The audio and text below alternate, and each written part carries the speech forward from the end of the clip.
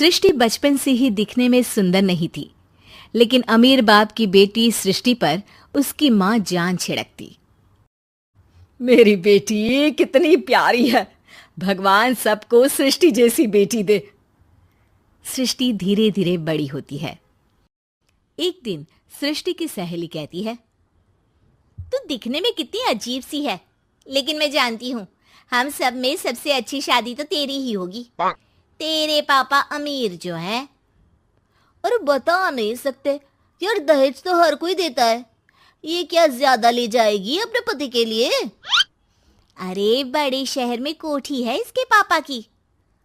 अरे पापा की है ना, कौन सी इसकी है? इसकी होती तब तो कोई भी लड़का इससे शादी कर लेता। अरे पापा की मतलब पापा की है तो मेरी ही है ना? किसने कहा? अब तेरी तो तब होगी ना जब तेरा भाई ना हो। वैसे भी शादी के बाद सारी प्रॉपर्टी भाई के नाम होती है। सृष्टि समझ जाती है कि उसे किसी भी हालत में माँ बाप की सारी प्रॉपर्टी को अपने नाम करना है, लेकिन कैसे? एक दिन सृष्टि का भाई शीनू कहता है, बहन क्या कर रही है? तुझसे एक बात करनी है। अरे हाँ हाँ करना, मैं तो तेरी बहन हूँ। बहन मेरी लाइफ में ना एक लड़की है, बहुत अच्छी है। मैं सोच रहा हूँ माँ और पापा से बात करूँ शादी के लिए। सृष्टि को समझ में आ जाता है कि भाई की शादी होते ही भाभी उसे एक दिन भी घर में बर्दाश्त नहीं करेगी। क्या बात है भाई, बताना कौन है वो? यार वो बहुत अच्छी लड़की है, पढ़ी लिखी है, मेरे साथ जॉब भी करती है। बस एक प्रॉब्लम है। हाँ प्रॉब्लम? क्या प्रॉब्लम है भाई? यार वो शादीशुदा है, लेकिन उसके पति ने उसे सिर्फ इसलिए छोड़ दिया क्योंकि उसके माँ बाप दहेज नहीं दे पाए। सृष्टि ये सुनकर न जाने क्यों खुश हो जाती है। अरे भाई तो क्या हुआ, लड़की तुझे तो पसंद है ना? शीनू को लगता है कि बहन उसे समझ रही है। वो इस बात से अनजान होता है कि उसकी बहन की मंशा पूरा घर हड़पने की है। सृष्टि अपनी माँ से कहती है, मम्मी मुझे तो बहुत चिंता है। पता है शीनू क्या कर रहा है? अरे क्या कर रहा है? वो तो काम पर जाता है और वापस घर आता है।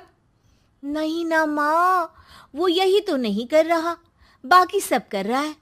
आपको पता है उससे प्यार है, और वो भी एक शादीशुदा लड़की से। हैं? ये क्या हो गया? मैं सोसाइटी में क्या मुंह दिखाऊंगी? अरे तेरे पापा तो यही कहेंगे कि मैंने ही उसे बिगाड़ दिया है। माँ देखो, मेरी बात मानो, पापा पर भी विश्वास करने की जरूरत नहीं है। अब आप ही बताओ, पापा इतनी देर घर के बाहर रहते हैं क्यों? बोलो। अरे बेटा वो तो नौकरी करते हैं ना। तू बहुत भोली है माँ। पापा का ऑफिस तो 7 बजे खत्म हो जाता है, लेकिन देखो कितनी देर से आते हैं। अरे नहीं नहीं बेटा, ऐसी कोई बात नहीं है। सृष्टि माँ को एक औरत से बात करते पिता की फोटो दिखाती है। देखो माँ कैसे हैं पापा, मैं ना कहती थी कि पापा सही नहीं है। मैं तेरे पापा से बात करूंगी, दे फोटो मुझे। ओ माँ, वो तो डिलीट हो गई। लेकिन चल, तूने तो देख लिया ना, पापा से बाद में बात कर लेना। और हाँ, मेरा नाम बिल्कुल मत लेना। हाँ माँ। अब क्या था, सृष्टि के माँ और पिता के बीच झगड़ा होना शुरू हो जाता है। सृष्टि के मन में क्या चल रहा था कोई नहीं जानता था। एक दिन, माँ सृष्टि के लिए एक लड़का देखा है, वो लोग शाम को उसे देखने आने वाले हैं। और हाँ माँ, एक खुशखबरी, मैं और पापा मिलकर एक नया बिजनेस ट्राई कर रहे हैं। शाम को लड़का आता है, सांवले रंग का। सृष्टि को तो बिल्कुल भी पसंद नहीं आता। लड़की की माँ कहती है, लड़की का चेहरा तो कोई खास नहीं, लेकिन अगर मेरे बेटे को आप लोग सेटल कर दें तो मैं उसकी शादी आपकी बेटी से करवा दूं। सृष्टि को लड़का बिल्कुल पसंद नहीं था। उसे भाई पर गुस्सा आ जाता है। लड़के वालों के जाने के बाद कहती है, माँ देखा शीनू मेरे लिए कैसा लड़का लेकर आया, न दिखाने लायक न सुनने लायक, सेटल भी नहीं, वो भी हम करे। अरे माँ, मैं जानती हूँ ये मेरी शादी किसी भी घर में क्यों करवाना चाहता है। अरे कैसी बात कर रही है बहन? तूने तो देखा ना, लड़के को मैंने ही मना कर दिया तुझसे शादी के लिए। जिसने लड़का बताया था उसने उसकी बहुत तारीफ की थी। बात आई गई हो जाती है, लेकिन सृष्टि का मन शांत नहीं होता। क्या करूँ, कुछ समझ में नहीं आ रहा। मेरी शादी हो गई तो ये लोग पूरी प्रॉपर्टी शीनू के नाम कर देंगे। मेरे हाथ तो कुछ लगेगा ही नहीं। तभी सृष्टि को आइडिया आता है। वो किसी वकील को फोन करती है।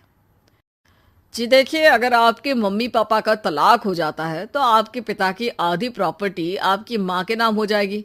फिर उसे वो किसी को भी दे सकती है। सृष्टि अब माँ को बेटे के खिलाफ भरती है। माँ, शीनू पर नजर रखा करो। वो जिस लड़की के प्यार में है ना, वो शादीशुदा है। यहाँ आएगी, सारा पैसा, रुपया, जमीन, जायदाद सब हड़प लेगी। पापा का भी हाल तुमसे छुपा नहीं है। ऐसा ना हो कि मैं और आप एक दिन सड़क पर भीख मांगे। हे भगवान, मैं तो जीते जी मर जाऊंगी अगर ऐसा हो गया तो। ऐसा हो गया नहीं माँ, ऐसा ही होगा। अभी समय है, आगे का सोच लो। मैं तो कहती हूँ पापा से आधी प्रॉपर्टी लेकर अलग हो जाओ। पापा की आधी प्रॉपर्टी भी हम लोगों को अगर मिल जाती है ना, तो अगले 7 जन्म सफल समझो। बेचारी माँ बेटी के कहने पर पति से तलाक लेकर अलग हो जाती है। सृष्टि अब पैसों से गाड़ी और अपने दूसरे महंगे शौक पूरे करने लगी। उसके दोस्त भी उसके पैसे इस्तेमाल करते। सृष्टि, कल तुम कहाँ थी? मैं सारा दिन घर पर अकेली थी। तो मैं क्या करूं? मैंने ठेका तो नहीं लिया है ना तुम्हें संभालने का। माँ को सृष्टि से ये उम्मीद नहीं थी। वो बैठकर रोने लगती है। वहीं उसका पति यानी कि सृष्टि के पिता आ जाते हैं। मैं जानता था कि तुम्हारा यही हाल होगा, तो आपने मुझे रोका क्यों नहीं? मैं रोकता तो तुम रुकती क्या? सृष्टि के कहने पर तुमने मुझ पर, अपने बेटे पर शक किया, लेकिन तुम ये भूल गई कि कैसे हम दोनों ने मिलकर जीवन में इतना सब खड़ा किया। माँ पति के गले लग जाती है। मुझे माफ कर दीजिए, मैंने आपकी कमाई का एक बड़ा हिस्सा गवा दिया। कोई बात नहीं, तुम साथ हो तो मैं ऐसी 7 प्रॉपर्टी खड़ी कर दूंगा। तभी वहां सृष्टि आ जाती है रोते हुए। माँ, मयंक ने मुझे छोड़ दिया। वो बोल रहा था जब तक मेरे पास पैसे थे तब तक ही वो मेरे साथ था। पापा, माँ, मुझे माफ कर दीजिए।